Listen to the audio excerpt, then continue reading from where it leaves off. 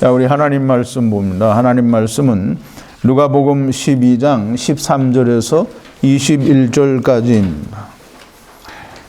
우리 프린트에 프린트된 것을 제가 한 절 읽고 여러분도 한 절 읽고 교독하겠습니다. 그리고 마지막 21절은 우리 다 같이 함께 봉독합니다.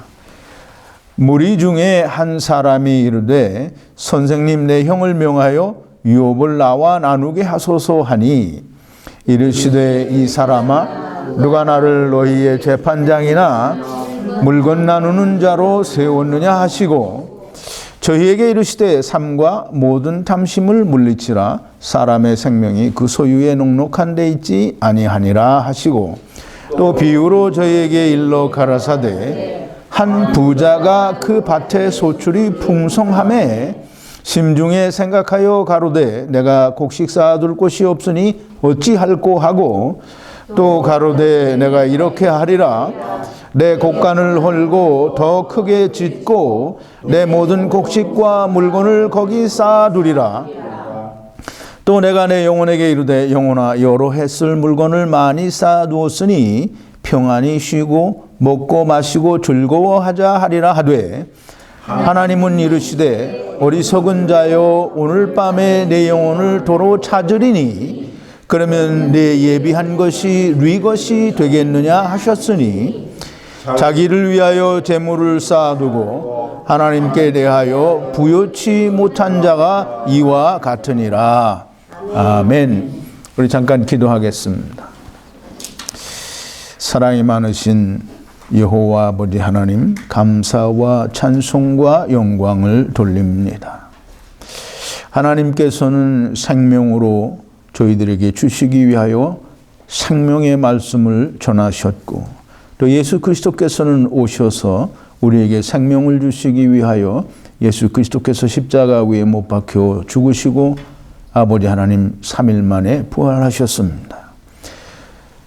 십자가에 못 박히시기 전에 이스라엘에 오셔서 많은 사람들에게 하나님 나라의 말씀을 또 생명의 말씀을 비유로 말씀하여 주셨음에도 불구하고 수없이 많은 사람들이 특히 오늘날의 마지막 때를 산다고 하는 사람들이 예수님이 하신 그 생명의 말씀들을 그저 교훈의 말씀으로 받아들이는 참으로 무지한 일들을 행합니다. 아버지 하나님, 간절히 바라옵고 원하옵기는 하나님께서 저희들에게 성령을 부어주시고 또 하늘로부터 내리는 지혜를 부어주셔서 예수님께서 비유로 말씀하신 그 비유 가운데에서 참 생명의 말씀을 우리가 찾을 수 있는, 그래서 그 생명의 말씀이 감사하고 고맙고 정말 기쁨이 되고 생명이 되며 믿음이 되며 아버지께 나아가는 길이 되는 말씀으로 우리에게 새겨지게 하여 주시옵소서.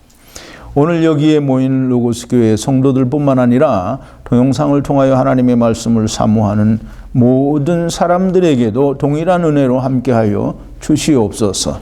예수님의 이름으로 기도하옵나이다. 아멘.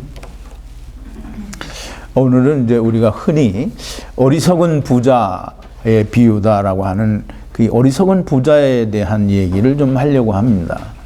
그런데 이제 제목을 오늘 밤에 내 영혼을 도로 찾으리니 라는 그런 제목으로 우리가 함께 은혜를 나누고자 합니다. 항상 비유를 하는 동안에 계속 말씀을 드립니다만은 거의 모든 사람들이 이 예수님의 말씀, 비유의 말씀을 그냥 교훈이라고 이렇게 설명하고 말하는 사람들이 정말 많이 있어요.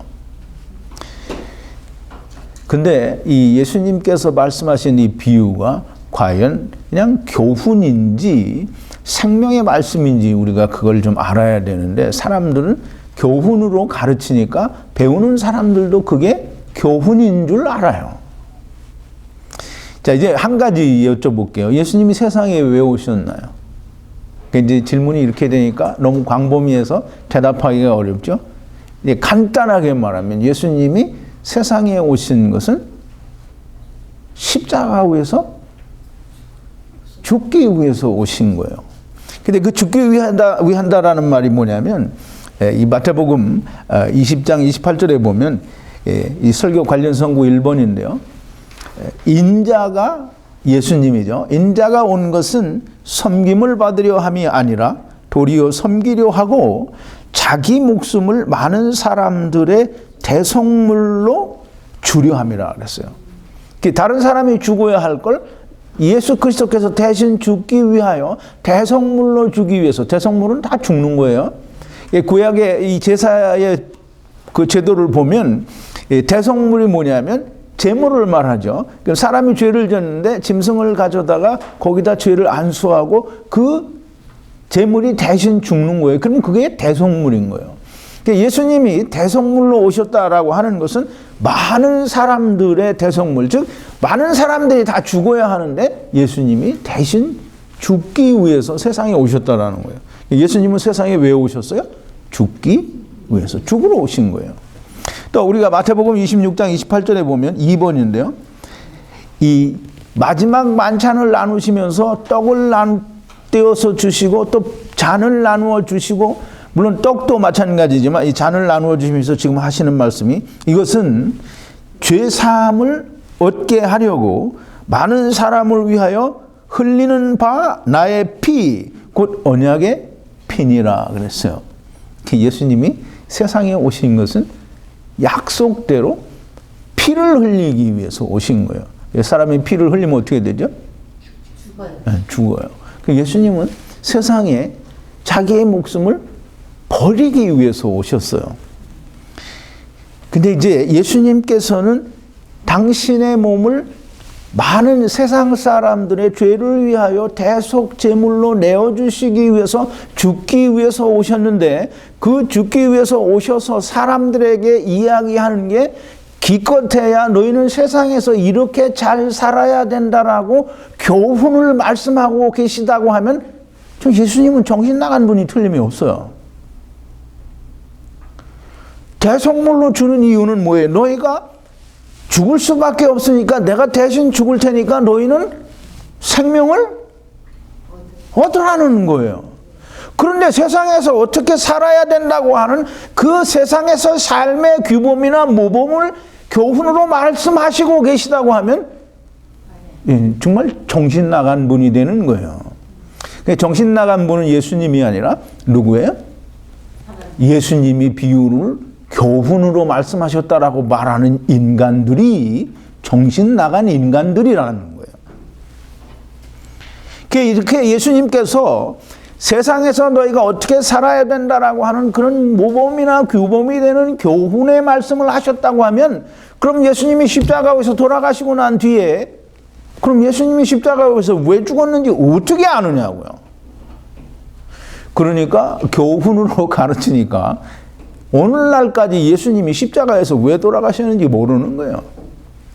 안다고는 하는데 정말 모르는 겁니다.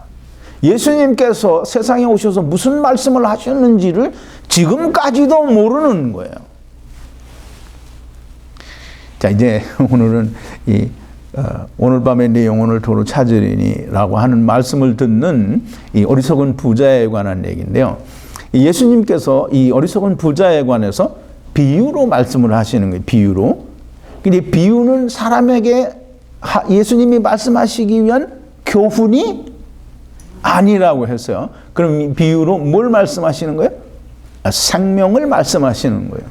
영원한 생명, 아버지께로 가는 아버지의 생명을 얻을 수 있는 생명의 말씀을 얘기를 하는 거예요. 근데 그걸 찾지 못하고 그냥 교훈의 말씀이라고 하면 그냥 정신 나간 사람이 되는 것이고, 사단의 소나기 속에 놀아나는 사단의 주구인 마귀의 자식이 될 수밖에 없는 거예요.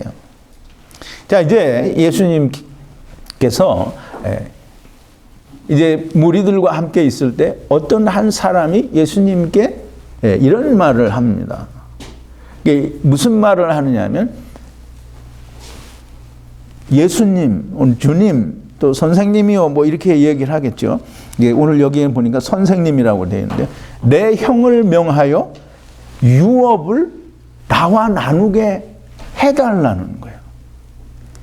근데 이제 이 어떤 사람이 예수님께 뭘 이렇게 요구를 하고 또 어떻게 해달라고 구하는 이 사람이 자기 형이 있고 아버지는 돌아가신 것 같아요. 근데 이제 아버지가 죽고 재산이 있잖아요. 근데 형이 아마 그 재산을 혼자 다 독차지한 것 같아요. 그 동생한테 나누어 주질 않은 거예요. 그러니까 이제 동생이 불평이 생겼죠. 좀 유업을, 유산을 나누게 해달라.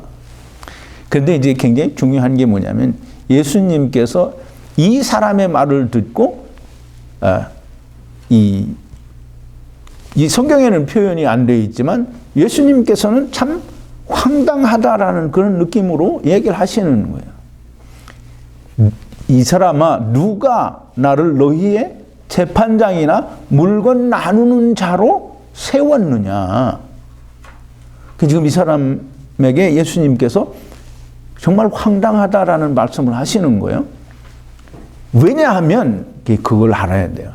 그냥 예수님이 사람들에게 이건 옳고 저건 그르다라는 판단을 해달라고 했기 때문에 지금 예수님이 이렇게 황당해 하시는 것이 아니라 유업에 대해서 이 사람이 모르기 때문에 황당하다라고 말씀을 하시는 거예요. 유업이 뭡니까? 근데 여기서는 그냥 단순하게 이 예수님께 부탁을 한 사람은 단순한 그냥 유산, 아버지가 남겨준 어떤 상속받아야 할 재산, 이 재물에 대해서 그렇게 사용을 하는 것 같아요. 근데 유업이라고 하는 것은 굉장히 중요한 말입니다. 유업은 곧 하나님이라는 말을 우리가 이해를 해야 돼요. 유업은 뭐냐면 하나님의 약속이에요. 이 하나님의 약속인데 이 유업은 하나님께서 이스라엘에게 주시겠다고 하던 가나안 땅이 유업이에요. 그래서 창세기 12장 7절에 보면 이 하나님께서 아브라함을 갈대아 우르에서 자기 아버지와 같이 우상 장사를 하는 이 아버지와 같이 살고 있는 아브라함을 불러내셔서 갈대아 우르에서 가나안 땅으로, 내가 내게 지시할 땅으로 가라, 이렇게 해서 가나안 땅으로 이주를 해요. 그리고 하나님이 아브라함에게 뭐라고 하시냐면 내가 이 땅을 너와 너의 대대 후손에게 물려주겠다라고 얘기를 해요. 보세요. 이 3번에 보니까 창세기 12장 7절에 여호와께서 아브라함에게 나타나 가라사대 내가 이 땅을, 이제 가나안 땅에 왔을 때 가나안 땅을 네 자손에게 주리라 하신지라 그가 자기에게 나타나신 여호와를 위하여 그곳에 단을 쌓고 그랬어요. 자, 이제 하나님께서 아브라함에게 갈대아 우르도 고향을 떠나서 내가 지시할 그 땅으로 오라 그래서 왔는데 거기가 가나안 땅이고 이 땅을 하나님께서 아브라함에게 네 자손에게 대대로 물려주겠다라는 거예요. 그래서 이 가나안 땅을 다 아브라함이 거기서 살아요. 그런데 아직 그게 아브라함 땅이 아니에요. 그 후손의 땅도 아니에요. 하나님께서 이 아브라함에게 말씀하시기를 창세기 15장에서 얘기하죠. 너는 여기서 편안히 살다가 조상에게로 돌아갈 것이요 장수하다가 너는 죽고 너의 후손들은 다 이방에 객이 돼서 400년 동안 종살이 할 거다라는 거예요. 근데 아직 때가 안 돼서 아직은 안 가는데 가게 되면 400년을 종살이 하게 되는 거예요. 그래서 그 종살이에서 돌아오게 되면 이 아브라함에게 약속하셨던 그 가나안 땅을 다 그 후손들에게 유업으로 준다는 거예요. 그게 유업이에요. 땅이 유업이라는 말이에요. 그래서 이스라엘이 애굽에서 나와서 광야를 거쳐서 가나안 땅에 들어가겠다고 하던 두 사람을 제외하고 나머지는 다 광야에서 죽고 광야에서 태어난, 즉 애굽에서 나왔지 않은 광야에서 태어난 모든 사람들이 여호수아와 갈렙과 함께 가나안 땅에 들어갔어요.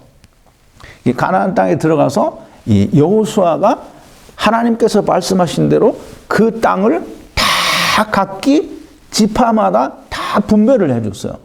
그래서 그 지파마다 다 자기들 땅을 가지고 그 지파들이 또 그 땅을 분배해서 나누어 가지고 그 땅을 기업으로 유업으로 삼아서 살았어요. 그 이제 보세요. 출애굽기 32장 13절인데요. 이건 이제 우리가 어젠가 금요일 날인가 공부를 했던 내용인데요. 이 뻔뻔한 기도에 대해서 지금 모세가 하나님 앞에 뻔뻔한 기도를 하고 있는 그 내용 중에 제일 마지막입니다.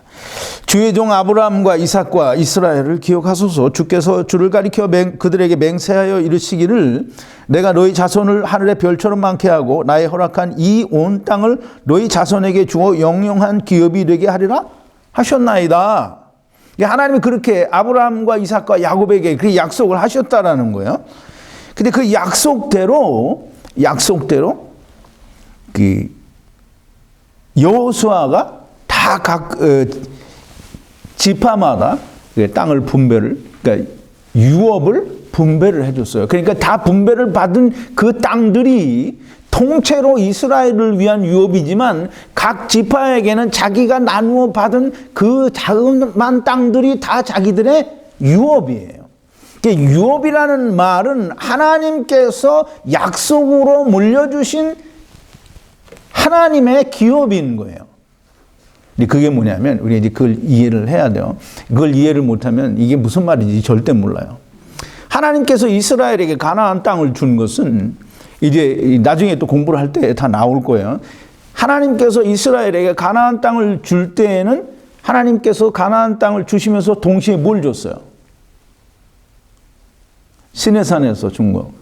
십계명. 네? 십계명이요? 시내산. 시내산에서 뭐 줬어요? 십계명? 율법. 네. 하나님이 율법을 주셨어요. 그래서 율법을 주셔서 니네가 이 율법을 잘 지켜서 율법을 100% 지켜서 네가 가나안 땅을 정말 너희들이 원하는 의로운 나라가 되게 하면 내가 너희에게 하나님의 나라를 주겠다는 거예요. 그래서 이 가나안 땅은 이스라엘이 유업으로 받은 그 땅은 하나님께서 약속하신 유업의 땅이에요. 근데 그 유업이 이루어지면 너에게 하나님의 나라를 주겠다라는 거예요. 근데 그것을 이루지 못하면 어떻게 된다고요? 이스라엘은 멸망을 받을 거예요. 그러니까 이제 보세요. 이 유업이라는 말은 하나님께서 이스라엘 백성들에게 각각 다 나누어 준 지파대로 나누어 준, 또 지파대로 나누지 않았다고 하더라도 이스라엘 후손들에게 주신 하나님의 유업이에요. 그 땅이. 근데 그 유업을 자자손손 대대로 물려주게 돼 있어요. 근데 이제 물려줄 때 자식이 꼭 하나만은 아니잖아요. 그게 둘이 되고 셋이 될 수도 있어요. 그런데 거의 대부분의 경우에 장남이 거의 다를 가져가고 나머지를 나누어서 이게 다른 차남과 삼남들이 가져가요. 왜 장남을 많이 주느냐 하면 장남이 그 유업을 이어받았다라는 거예요. 그러니까 상속을 하는 그것이 이 장남을 통해서 하나님의 약속이 계속 이어져 내려가는 거예요. 그 장남은 굉장히 중요한 거예요. 장남을 통해서 이스라엘이 여호와의 장자예요. 왜 장자냐 하면 이방인들과 세리와 죄인들, 이 이방인들은 뭐냐면 다른 아들이에요. 이게 둘째 아들이라고 표현도 하죠.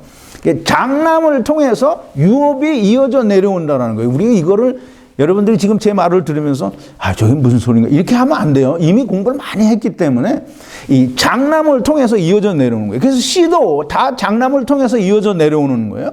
장남이 그 유업을 이어가는 거예요. 그 유업을 이어온다라는 말은 하나님의 약속의 땅, 즉 약속을 하나님의 나라를 주시겠다라고 하는 그 약속을 장남을 통해서 이어져 내려온다는 거예요. 근데 그게 이제 점차적으로 이 대대손손 이스라엘이 그 대를 물려오면서 그 유업이라는 말이 의미가 완전히 퇴색된 거예요. 어떻게 퇴색이 됐냐면 그저 아버지가 가지고 있는 재산을 그냥 재물로만 생각하고 그걸 형과 내가 나누어야 된다라고 생각을 하는 거예요. 그러니까 이제 지금 이 예수님께 묻는 이 사람이 유업을 형과 내가 나누게 우리 형에게 좀 얘기해 주세요라고 하니까 예수님이 너무 황당한 거예요. 이건 하나님이 저희에게 약속한 하나님의 나라를 주겠다고 한 그 유업인데 장남이 다 가져가도 사실상 아무 문제가 없어요. 그런데 그 의미는 모른 채 그저 재물만 나누어 달라고 하니까 이제 예수님이 이 말씀을 하시는 거예요. 누가 나를 너희의 재판장으로 세웠고 너희의 물건 나누는 자로 세웠느냐. 그러시면서 이제 이 비유를 말씀하시는 거예요. 이제 이 어리석은 부자의 얘기는 비유예요. 그러니까 비유가 담고 있는 걸 우리가 잘 풀어내야지, 비유가 담고 있는 걸 풀지 못하고 그냥 교훈으로만 이야기하면 절대, 그러니까 이 비유를 알기 위해서 유업이라는 그 의미를 알아야 돼요. 지금 예수님은 사람이 세상에서 어떻게 살아야 되느냐, 세상에서 어떻게 산다라는 걸 사단하고 어떻게 잘 지내냐, 그걸 얘기하는 거예요. 근데 예수님이 그거 가르칠 리는 없잖아요. 너희는 빨리 여기를 떠나서 아버지께로 오라는 얘기를 하고 그렇게 하기 위해서 세상에 오셨는데 세상에서 어떻게 너희가 잘 살아야 된다라고 말씀하신다라고 하면 예수님은 정말 정신 나간 분인 거예요. 그런데 예수님이 정신 나간 게 아니고 누가? 그렇게 가르치는 사람들이 정신 나갔죠. 정신 나간 건 뭐냐면 사단에게 쓰여온 거예요. 자, 이제 예수님은 지금 생명에 관한 얘기를 하는 거예요. 그래서 예수님 지금 뭐라고 했어요? 사람의, 이게 저희에게 이르시되 삼가 모든 탐심을 물리치라 사람의 생명이 그 소유에 넉넉한 데 있지 아니하리라 그랬어요. 이게 이 사람이 이 유업을 망각하고 그냥 재물에 대해서만 얘기하니까 너 재물이 많다고 해서 생명이 있는 게 아니다라는 거예요. 유업의 본질적인 의미를 알아야 된다라는 말씀을 이제 이 말씀 가운데서 하신 건데, 소유가 넉넉한 데 있지 아니하니라. 그러면서 이제 예수님이 생명에 관한 얘기를 해야 되잖아요. 그래서 비유로 저에게 일로 가라사대 한 부자가 있어 그 밭에 소출이 풍성하매 그랬어요. 한 부자가 있어. 이 성경에는 보면 이제 부자가 참 많이 등장하죠. 부자가 많이 등장해요. 이 거지와 부자, 그러니까 거지 나사로와 부자의 비유에서도 부자가 나오고, 또 예수님은 항상 바리새인들과 서기관들에 대해서 부자라고 말해요. 근데 예수님께서 서기관들과 바리새인들을 부자라고 하는 이유는 그 사람들이 돈이 많아서 부자라는 게 아니에요. 사실상 그때 당시에 유대 나라의 부자의 대명사는 누구냐면, 부자의 대명사는 누군 것 같아요?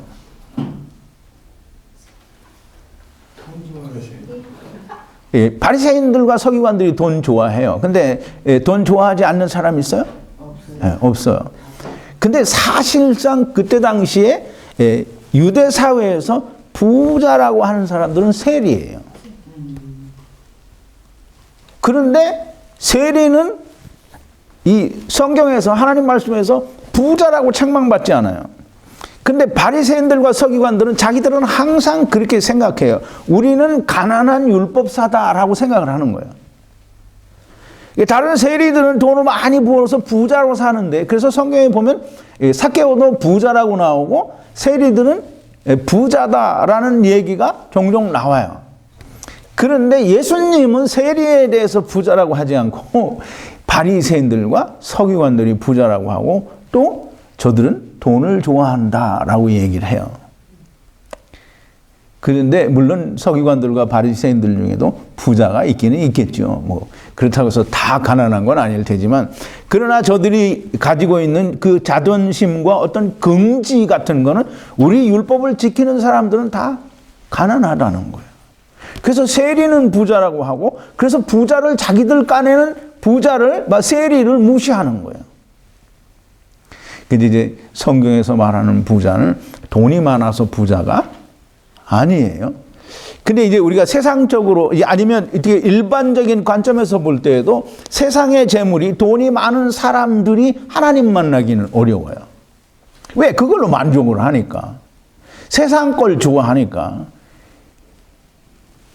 그래서 하나님 만나기가 어렵고, 부자는 이제 표면적인 어떤 1차적인 의미는 세상 재물이 많은 사람도 하나님 만나기 어려워요. 그러나 자기 스스로 부자인 사람, 즉 바리새인들과 서기관 같은 사람들은 절대 하나님 나라에 들어갈 수 없다는 거예요. 그것을 예수님이 뭐라고 표현했어요?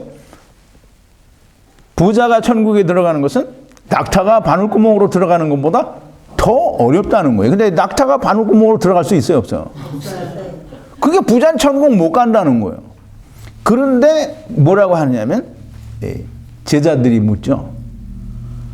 그런즉 누가 천국에 들어가겠습니까? 어떤 사람이 그렇게 부자가 천국 못 간다 그러면 어떤 사람이 하나님 나라에 들어갈 수 있습니까? 이게 참 제자들이 듣기에 너무 황당했던 것 같아요. 근데 예수님이 뭐라고 하냐면 사람으로서는 할 수 없으되 하나님이 하시면 하신다는 거예요.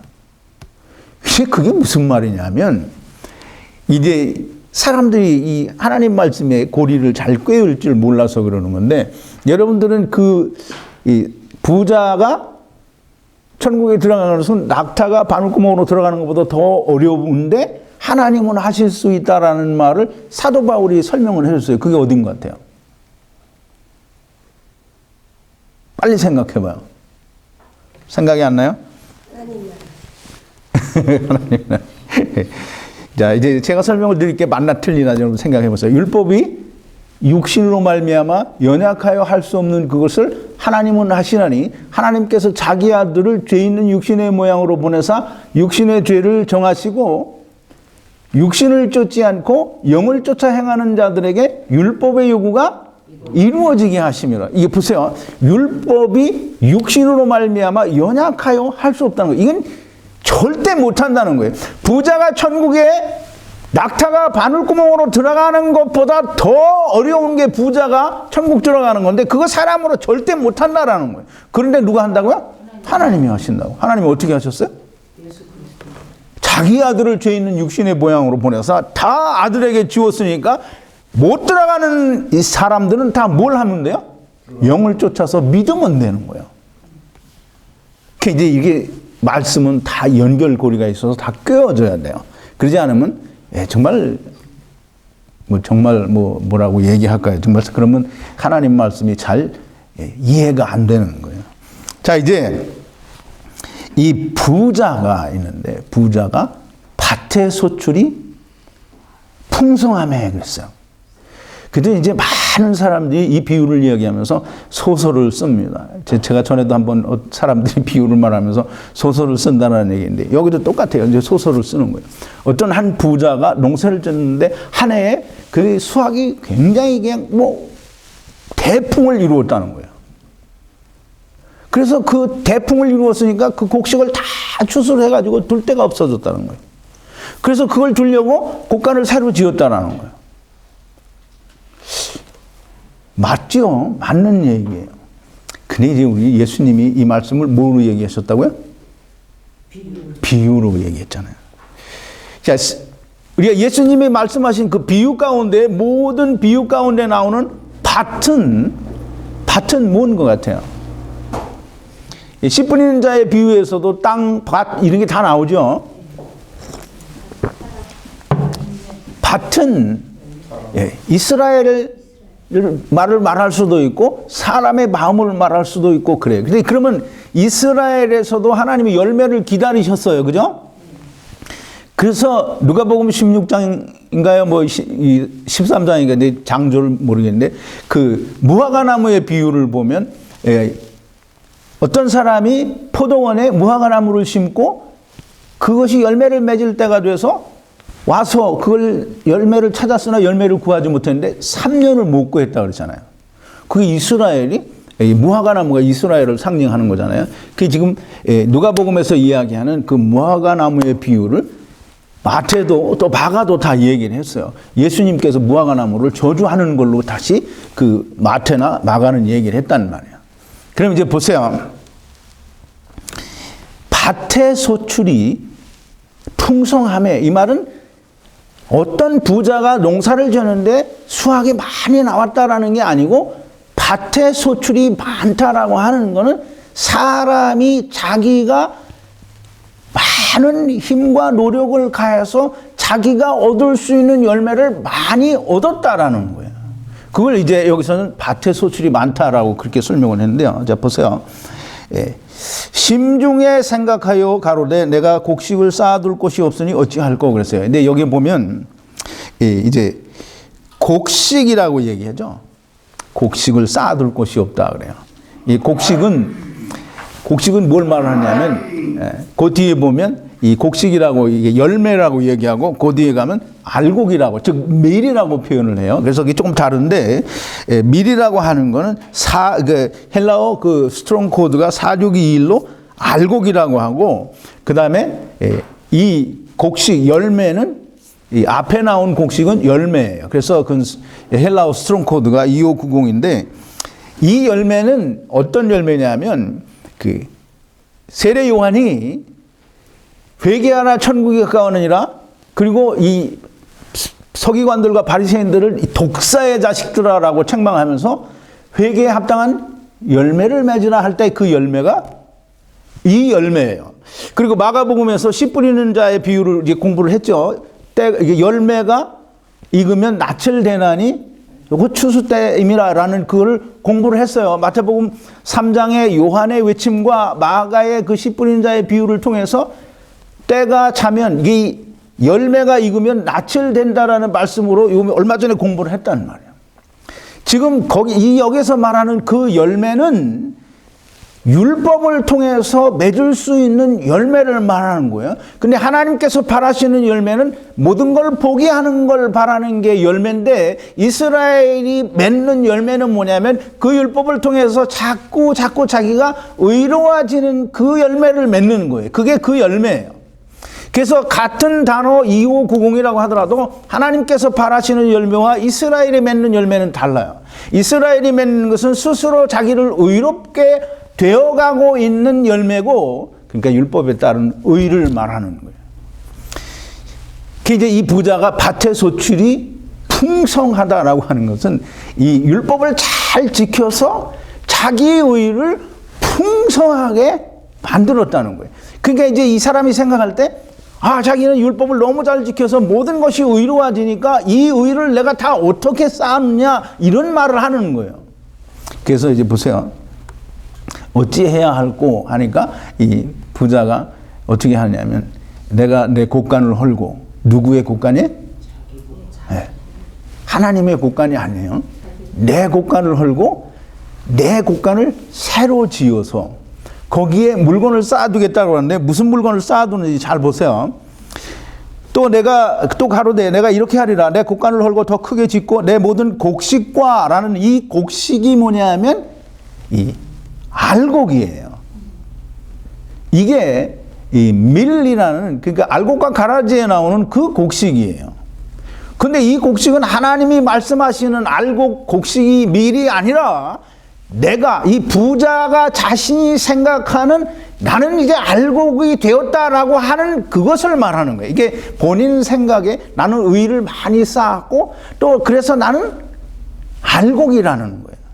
그러면서 이제 이 곡식과 물건을 거기 쌓아두리라 그랬어요. 이 물건이 참 이거가 제대로 해석이 안 되면 정말 이거는 그냥 세상의 모든 사람들이 해석을 하거나 풀이해 주는데 그대로 이해할 수밖에 없어요. 그런데 이 물건이 뭐냐면 헬라 말로 아가도스라는 말인데 여러분 이제 마태복음 19장에 보면 19장 17절이에요. 프린트를 제가 했는데 9번이에요. 어떤 부자 청년이 예수님께 와서 선한 선생님이요 내가 무슨 선한 일을 하여야 영생을 얻으리까 라고 물어봐요. 그랬더니 예수님이 뭐라 하냐면 네가 어찌하여 나를 선하다 하느냐 선하신 분은 오직 하나님 한 분뿐이다 라고 얘기를 하세요. 그러면 여기서 선하다라고 하는 선하신 하나님이다라고 하는 그 선하신 오직 한 분뿐인 선하신 그분이 하나님이에요. 그럼 하나님만 선하다라는 건데 이 선이 여기서 말하는 아가도스예요. 그럼 하나님만이 선한 건데 여기서 물건을 쌓아둔다라고 하는 건 내가 율법을 잘 지켜서 의를 많이 이루었고 또 그것이 알곡이 되어서 선이 되었다라는 거예요. 하나님께서 원하시고 하나님께서 바라시는 의가 되었다라고 스스로 생각한 거예요. 그래서 그것을 이제 내가 예수 그리스도로 말미암는 의, 예수 그리스도로 말미암아 내가 이루는 선, 그건 어디에 쌓여요? 예, 하늘에 쌓이는 거예요. 하나님의 곳간에 쌓이는 거예요. 그런데 이건 내 곳간에 내가 이룬 의를, 내가 이룬 알곡을, 내가 이룬 선을 나의 곳간에다가 놓고 그 다음에 뭐라고 하는지 이제 보세요. 또 내가 내 영혼에게 이르되 영혼아 여러 해 쓸 물건을 많이 쌓아두었으니 평안히 쉬고 먹고 마시고 즐거워하자 하리라 하되. 이 비유를 사람들이 그죠. 이게 자기가 돈을, 그러니까 사람들의 해석은 그거예요. 한 해 농사를 졌는데 그냥 곡식이 너무 많이 나와서 이걸 갖다 둘 데가 없어 곡간을 짓고 거기에 다 놓고는 그 다음에 내 영혼에게 말하되 그랬어요. 그 다음에 이제 내가 여러 해 쓸 물건을 다 편히 모아두었으니까 이제 걱정하지 말고 먹고 마시고 평안히 쉬자. 근데 이게 누가 들어도 사람들이 들으면 참 그 말이 맞을 것 같기도 해요. 근데 그게 귀가 열리지 않고 또는 눈이 뜨이지 않은 사람들이 하는 얘기예요. 자, 이제 내가 내 영혼에게 이르되 그랬어요. 내 영혼에게 이르되. 그 이제 지금 내가 내 육신이 잘 먹고 잘 살자 이렇게 쓴 거 아니잖아요. 이스라엘 사람들이 이제 내가 배가 부르고 내가 재산이 많으니까 내 육신아 편히 쉬고 먹고 마시자 이게 아니라 내 영혼아 편히 쉬고 먹고 마시자라는 게. 영혼아, 이게 내 영혼에게 말하는 거예요. 내 영혼, 여기서 이제 소울이라고 영혼은 그렇게 얘기를 하는데, 이제 헬라말로는 푸시케예요.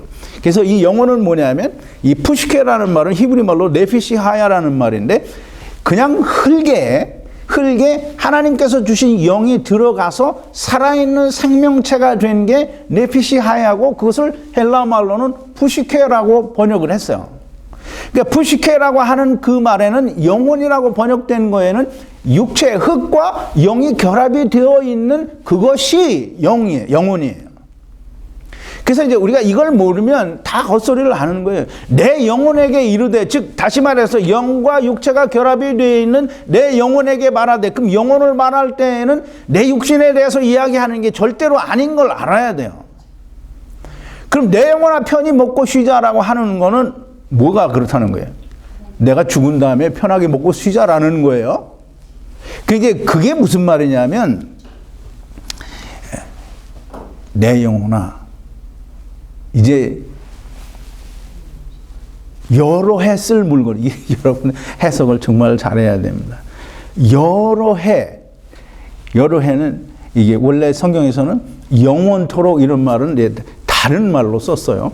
뭐 아이언이라든가 또는 무슨 다른 이 영어로는 뭐 이터널 뭐 이런 영원한다는 단어는 대표적으로 쓰는 게 아이언이라는 말인데 그 말을 쓰지 않고 그냥 오랜 해, 이게 장시간이라는 그런 단어를 사용을 했어요. 여러 해. 이거 이제 비유니까 우리가 예수님께서 이거 무슨 말씀을 하시는 거냐면 영혼에게 이야기하는 거잖아요. 내가 죽은 뒤에 내 영혼에게 그 영혼을 위해서 영원한 세계를 위해서 쓸 물건을 많이 쌓아두었다라는 거예요. 이제 보세요. 내 영혼에게 이르되 영혼아 여러 해 영원토록 쓸이라는 말을 이제 우리가 잘 이해를 해야 되는데요. 이 쓸은 뭐냐면 무엇의 안으로 무엇을 위하여라는 그런 뜻이에요. 근데 그걸 여기서는 우리말 번역에서는 쓸이라고 번역을 한 거예요. 즉 다시 말하면 여러 해를 위하여, 즉 영원을 위하여, 영원 안으로 들어가기 위하여 쓸 물건을 아까 뭐라 그랬죠? 물건을 아까 아가도스라고 얘기했죠. 선이래. 그러니까 영원을 위하여 영원으로 들어가기 위한 물건을 많이 쌓아두었다. 즉 선을 많이 쌓아두었으니 내 영혼아 걱정하지 말라는 거예요. 이게 자기 생각에, 내 생각에 나는 율법을 지켜서 의를 많이 쌓았고 그래서 열매도 있고 곡식도 있고 또 선도 많이 쌓았으니까 이제 내 영혼아 너는 영원한 세계를 위하여 모든 것이 준비가 되었으니까 이 땅에서 내가 편하게 먹고 마시자라는 거예요. 이제 무슨 말인지 이해 갔어요? 이제 비유가 좀 비유 같아요?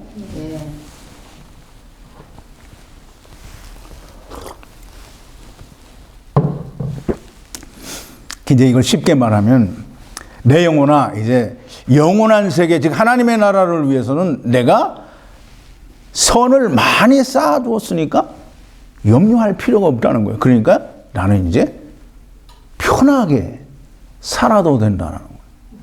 그러니까 이제 내가 이 땅에 있으면서 걱정할 이유가 없다라는 것을 표현하기를 먹고 마시고 편히 쉬자라고 그렇게 표현을 한 것이지. 그러니까 내가 이 땅에 있으면서 하늘나라 걱정할 이유가 없다라는 거예요. 왜? 나는 다 준비가 돼 있으니까. 그게 어디하고 똑같으냐면 누가복음 16장에 거지 나사로와 부자의 비유에서 한 부자가 있어 자색 옷을 입고 고운 베옷을 입고 호화로이 연락하는데 그걸 제가 거지 나사로와 그 부자의 비유를 설명을 하면서 설명을 드렸어요.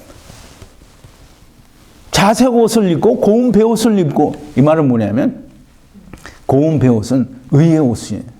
그거 이제 내가 하나님 나라를 위해서 내가 이 의를 다 이루었으니까 호화로이 즉 이 말은 아무 걱정 없이 지금 여기 예수님의 비유에 나오는 부자처럼 내 영혼아 이제 걱정하지 말고 편히 먹고 마시고 쉬자라는 것과 똑같은 거예요.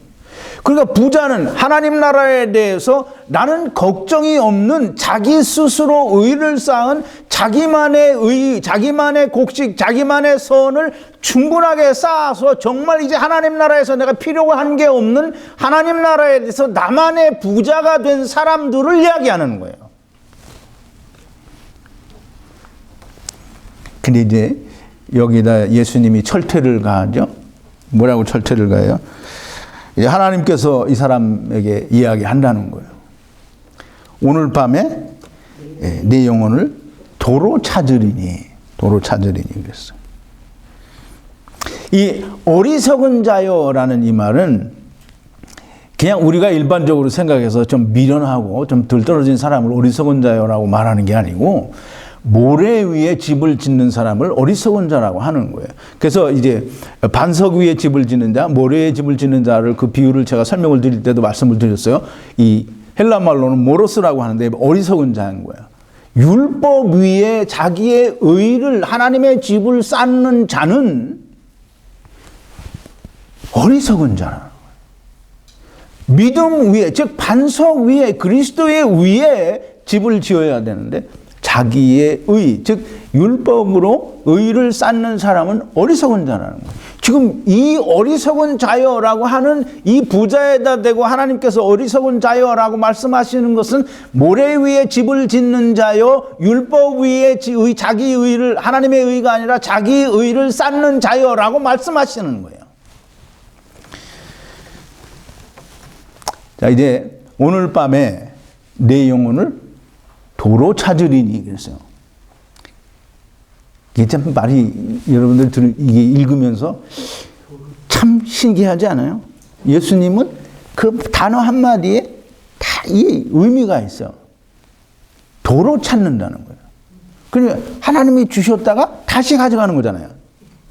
그냥 하나님이 주신 게 아니면 이게 도로 찾으리니 할 필요가 없는 거예요. 도로 찾으리니. 도로 찾으리니. 근데 이제 사람들이 오해를 하는 게 그냥 내 영혼을 오늘 밤에 가면 너가 어떡하겠냐라는 이렇게 식으로 얘기해서 그냥 죽는 걸로 끝나는 걸로 생각을 해요.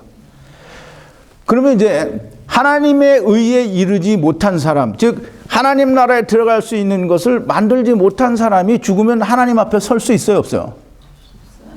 근데 이 사람들이 다 설명을 그렇게 해요. 하나님 앞에 서게 되면 네가 책망을 받는다는 거예요. 하나님 앞에 절대로 설 수가 없어요. 그 이제 보세요. 오늘 밤에 하나님께서 네 영혼을 도로 찾으리니 이 말은 뭐냐면 너 생명을 하나님께서 다시 거두어 가면, 그러면 이제 천국에 간다는 뜻이 아니에요. 거두어 가면, 그럼 이제 우리가 잘 생각해야 돼요. 이 히브리서 9장 27절에 보면 뭐라고 했냐면, 사람이 한번 죽는 것은 사람에게 정하신 것이요. 예, 죽은 뒤에는 뭐가 있다고 했어요? 심판이 있다고 그랬어요. 하나님께서 그 영혼을 도로 찾아가시면 하나님이 뭐 하실 거예요? 예? 그러니까 심판한다는 말이에요. 심판. 그러면 이제 하나님께서 내 영혼을 오늘 밤에 도로 찾아가셔서 너를 심판하면 네가 쌓아놓은 그 선과 의와 그 곡식들이 너를 위해서 무엇을 할 수 있겠느냐라는 거예요. 뭘 할 수 있겠어요? 없어요. 네가 그렇게 열심히 쌓아놨어도 그건 너를 위해서 할 수 있는 게 아무것도 없다는 거예요. 왜? 하나님이 심판하시니까. 참 너무 황당한 얘기를 사람들은 그냥 교훈으로 얘기를 하는 거예요. 참 한심하죠. 자기를 위하여 재물을 쌓아두고 하나님께 대하여 부요치 못한 자가 이와 같다 그랬어요.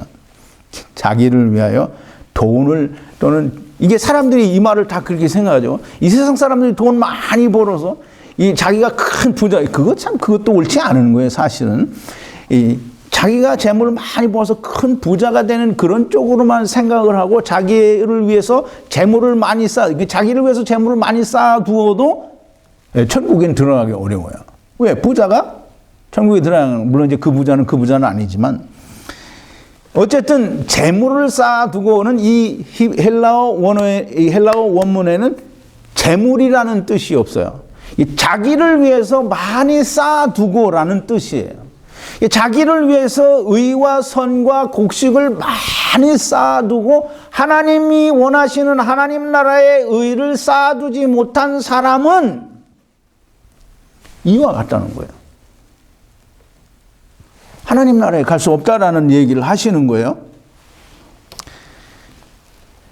하나님 나라, 하나님께서 이스라엘에게 기대하신 이스라엘이 맺어야 할 열매, 즉 이스라엘이 자기들이 맺는 자기들의 열매가 아니라 하나님께서 기대하시고 바라는 회개에 합당한 열매를 맺지 못하면 저주를 받고 찍혀버리게 되고 영원토록 열매 맺지 못한다라는 주님의 말씀을 들을 수밖에 없는 거예요. 그 이스라엘은 그 말을 들었죠. 무화과 나무는 저주를 받았고 영원토록 열매를 맺지 못한다라는 주님의 말씀을 들을 수밖에 없었던 거예요. 근데 이제 보세요. 자, 이때까지 예수님의 비유를 설명을 드렸어요. 여러분들 이 비유를 들으니까 사람들이 교훈이라고 하는 말이 맞는 것 같아요. 말도 안 되는 허망한 소리 같아요. 이건 지금 예수님이 교훈을 말씀하시는 게 아니에요. 예수님께서는 세상에 오셔서 당신이 곧 돌아가실 텐데 십자가에서 죽으실 텐데 사람들에게 세상에서 어떻게 살아라 하고 하는 교훈이나 얘기하는 지금 그런 수준의 얘기를 하는 게 아니라는 거예요. 근데 사람들은 그렇게 가르치죠. 예수님이 탐심을 버리라 그랬더니 우리는 탐심을 버리라. 이는 1차적인 의미로 우리가 어떤 재산, 세상 재물에 대한, 근데 세상 재물에 대해서도 우리가 똑바로 알아야 돼요. 불의한 재물로 친구를 사귀라는 그런 비유를 우리가 공부를 했어요. 이 세상 재물은 불의하지 않은 게 없어요. 하나님의 것이면 불의하면 돼요, 안 돼요? 하나님의 것이면 다 거룩해야 되고 하나님의 것이면 다 의로운 것이어야 돼. 그러면 불의하다라고 하는 것은 곧 세상 재물을 말하는 거예요. 그럼 그 세상 재물은 하나님께서 인생들이 세상에 왔을 때에 너희가 땅을 갈아서 농사를 지으면 열매를 맺어서 곡식을 얻게 되고 육신을 위한 생명을 얻게 되어 있다라고 그렇게 땀을 흘려서 먹고 살 수 있게 해 주셨어요.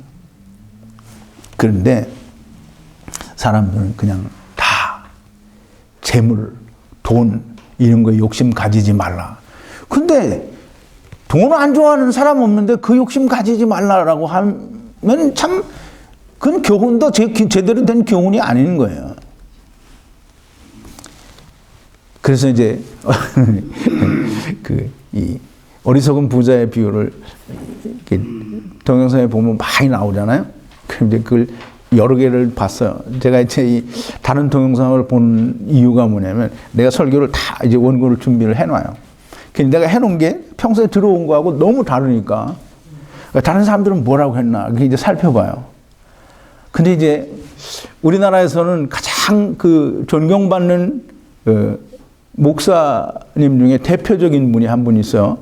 이제 이름을 대면 누구든지 다 아실 텐데 물론 그분은 이미 돌아가셨는데 이분이 어리석은 부자에 대한 그 설교를 하시는데 하나님을 위한 부자가 되라는 거예요.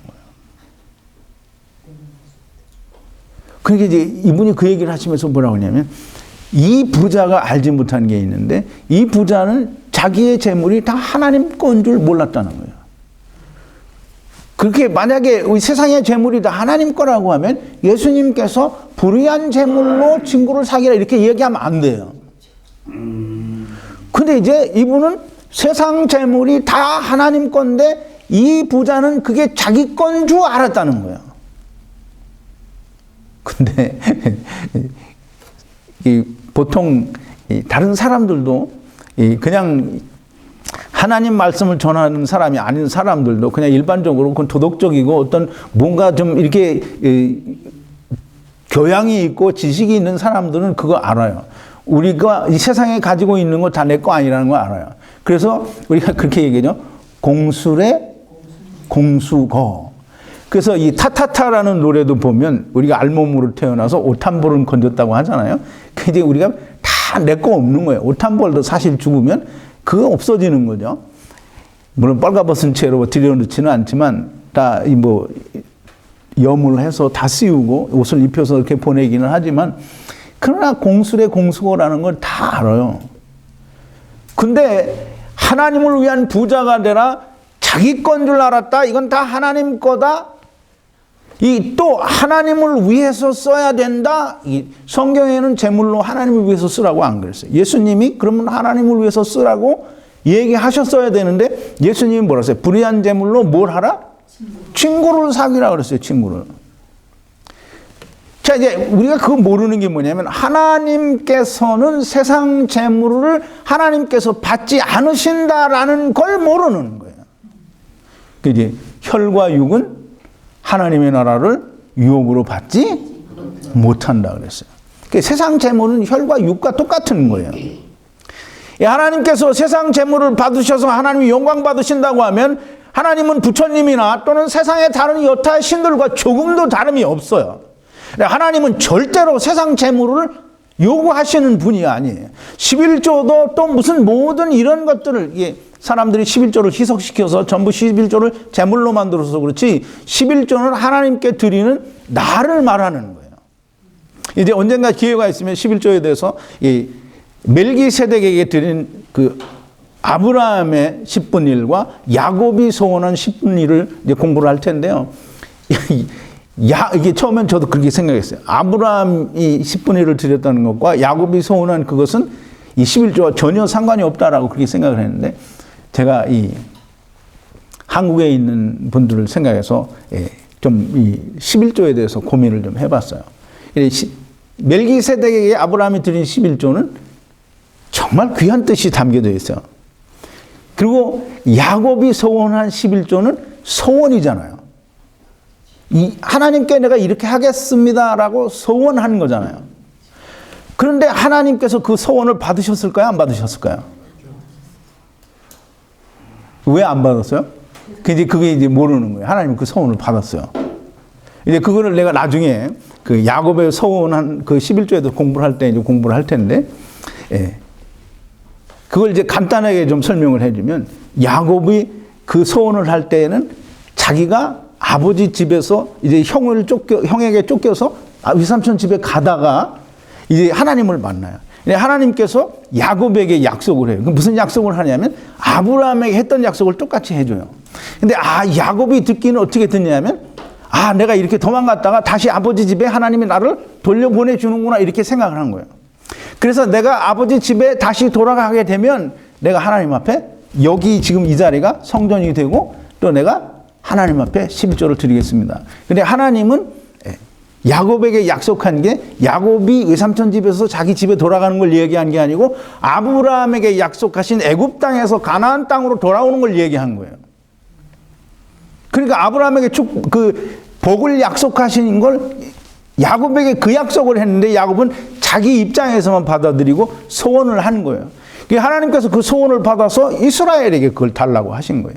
야곱이 이스라엘로 이름이 바뀌었죠? 이스라엘에게 그걸 받으신 거예요. 그 11조는 이스라엘이 그래서 바치는 거예요. 하나님께서 야곱이 소원한 걸 달라고 하시는 건데 달라는데 돈이 필요해서 달라는 게 아니고 그 일을 통해서 너희는 나그네라는 걸 하라는 거예요.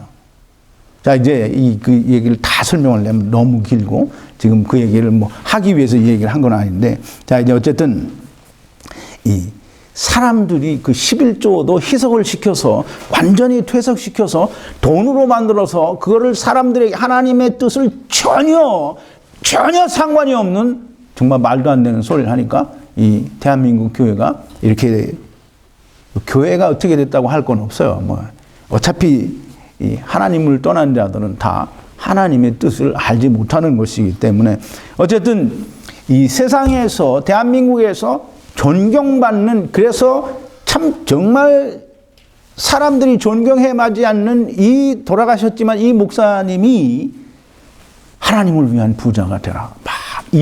이런 설교를 하고 사람들은 그 얘기를 듣고 정말 좋아해요. 근데 오늘 이 비유를 내가 풀어서 생각을 해보니까 정말 말도 안 되는 얘기를 하는 것이고 정말 이런 비유를 이런 교훈으로 설명을 하니까 이 세상의 모든 교회가 아직까지도 예수님의 비유를 제대로 알지 못하고 하나님의 뜻을 모르니까 여전히 지금까지도 자다가 봉창 두드리는 소리를 하는 거예요. 사람이 이 목회를 성공하고 큰 교회를 세우고 그 교회의 성도가 뭐 10만, 20만이 되면 그게 하나님이 역사하신 거다 이렇게 생각하면 정말 큰 오해입니다.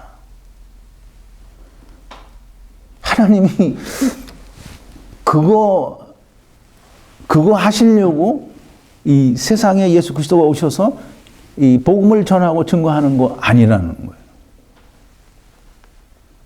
예수님은 이제 여러분들이 잘 생각해 보세요. 노아 시대 때에 이게 온 땅에서 물론 그때 당시에 인구가 얼만큼 있었는지는 몰라요. 그런데 온 땅에서 구원받은 자가 몇 명이에요? 8명이에요. 자, 이제 이 소돔과 고모라에서 소돔과 고모라가 멸망당할 때 구원받은 자가 몇이에요? 롯의 가족뿐이에요. 그럼 이제 예수님께서 이스라엘에 오셔서 이스라엘에게 열매를 구하셨는데 열매를 구했어요? 못 구했어요? 그래서 이스라엘을 저주했어요. 그러면 이스라엘이 저주를 받았다라는 말은 바리새인들과 서기관들 곧 율법 안에 있는 사람들이 다 저주를 받았다라는 건데 오늘 교회가 오늘 예수 믿는다고 하는 사람, 예수 안 믿는 사람들은 무조건 다 율법 아래에 있는 사람들이에요. 자기가 자기를 의롭게 하고 있는 사람들이니까. 예수 믿는 사람들도 여전히 다 율법 아래에 있는 사람들이에요. 율법으로부터 온전하게 자유해서 정말 그리스도 안에 있는 자가 몇이나 있느냐는 거예요. 그 예수님이 뭐라 했어요? 인자가 세상에 올 때에 너희 가운데서 믿음을 보겠느냐? 없다는 거예요? 없어요. 근데 정말 예수님께서 오실 때에 그래서 저는 그런 생각을 해봐요. 예수님이 오셔서 만약에 사람들이 휴거가 된다고 하면 세상에서는 그렇게 큰 변화를 느끼지 못할지도 모른다. 왜? 워낙에 없으니까. 자, 이제 어쨌든 그 뒤에 얘기는 또 막 얘기를 하자면 한참 더 많은 재밌는 얘기를 해야 되겠지만 오늘 시간이 많이 갔으니까 여기까지. 이제 여러분들이 존경해 마지 않는, 여러분들이 정말 존경하고 좋아하는 그런 이 세상의 어떤 그런 목사님들까지도 보면 정말 말도 안 되는 예수님의 생명의 말씀을 다 비유라고 하고 그냥 세상 교훈으로 가르쳐요. 여러분, 예수님은 세상 교훈을 말씀하기 위해서 오신 게 아니라 생명을 주시기 위해서, 즉 다시 말해서 예수님이 십자가에서 돌아가셨다가 3일 만에 부활하셔서 모든 것을 이루시고 나서 그것을 믿게 하기 위해서 말씀을 하신 것이지 세상 어떻게 살아라고 말씀하시는 게 아니라는 거예요. 여러분, 제발 좀 깨닫게 되기를 바랍니다. 자, 여러분, 하나님의 은혜가 여러분들과 우리 동영상을 보시는 분들에게 다 함께 하시기를 바랍니다. 기도하시겠습니다. 거룩하신 여호와 아버지 하나님, 감사와 찬송과 영광을 돌립니다. 오늘도 예수님께서 어떤 한 사람이 자기 형에게 명하여 아버지의 유업을 나와 나누게 해달라고 하신 그 말을 예수님께서 답변하시면서 비유로 우리에게 말씀하신 이 생명의 말씀을 우리가 깊이 생각해 보았습니다.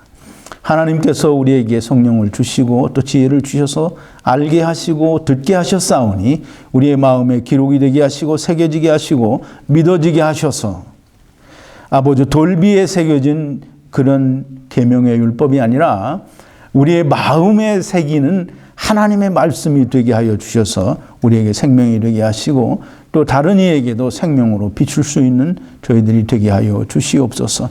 예수님의 이름으로 기도하옵나이다. 아멘.